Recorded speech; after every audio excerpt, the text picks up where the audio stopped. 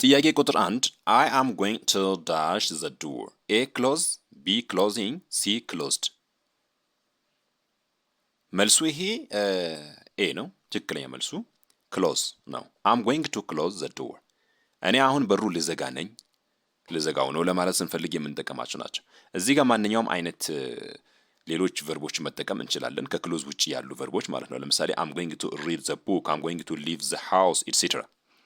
ብቻ ምንም ይሁን ምን I'm going to means አሁን የሆነ ነገር ላደርግ ነው ለማለት ስንፈልግ የምንጠቀመው ነው። I'm going to leave out, I'm going to read, I'm going to stay here, I'm going to do this, I'm going to do that። አሁን የሆነ ነገር ላደርግ ነው ስንል I'm gonna to or I'm going to እንጠቀማለን እንደ ቋንቋ ማለት ነው። ነገር ግን እዚህ ጋር ግራማቲካል ስትራክቸሩን በተመለከተ I'm going to ካላችሁ በኋላ always እዚህ ጋር የሚመጣውን ቨርብ ምንድነው? ቨርብ ዋን ነው የሚሆነው ወይም በሌላ ፎርም መጠቀም አንችልም። ክሎዝ አሁን እዚህ ጋር ክሎዝ ቨርብ ዋን ነው። ቨርብ ዋን means simple present form ወይም ደግሞ ሌላ በጀረንድ ፎርም እንደዚህ በቢ ላይ እንደምታዩት ክሎዚንግ ወይም ኢንጂ አንጨምርም ወይም ደግሞ ኢዲ ወይም ፓስት አናደርገውም ማለት ነው። ወይም ደግሞ ሌላ ፎርም መጠቀም አንችልም ማለት ነው። I'm going to close the door። ስለዚህ ሌሎች ንግግራችሁም ላይ በዚህ ፎርሙላ ተጠቅማችሁ ኤክስፕረስ ማድረግ ትችላላችሁ ማለት ነው። ሁለተኛው ጥያቄ ለእናንተ ተውና ወደ ሶስተኛ ጥያቄ ይዘላለሁ። You must dash the check. A open, B opening, C opened።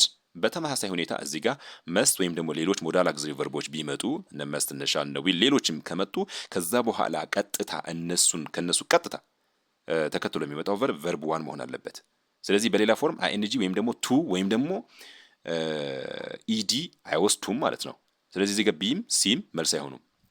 ለምን? እዚህ ጋር አይኤንጂ ያለው ቢ ላይ ሲ ላይ ደግሞ ኢዲ ያለው ሲምፕል ፓስት ሆኗል። ሌላ ፎርም መጠቀም አይቻልም እስካሁን ድረስ ቨርብ ዋን ብቻ ነው እዚህ ጋር የሚመጣው ማለት ነው። ቀጥታ ብያለሁ እዚህ ጋር እሺ።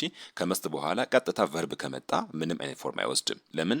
ሌሎች እንትኖች አያያዦች ከገቡ ሌላ ፎርም ሊይዝብን ስለሚችል ማለት ነው። ለምሳሌ በፓሲቭ ፎርም ላይ you must be ካልን ከዛ ቨርብ ስሪ ሊቀየር ስለሚችል፣ ስለዚህ ከመስት በኋላ ቀጥታ ቨርብ ከመጣ ቨርብ ዋን ብቻ እናደርጋለን። ስለዚህ በድጋሚ መልሱ የሶስተኛው ጥያቄ መልስ ኤ ነው ማለት ነው። አራተኛ ጥያቄ you should dash them. A help, B helping, C helped።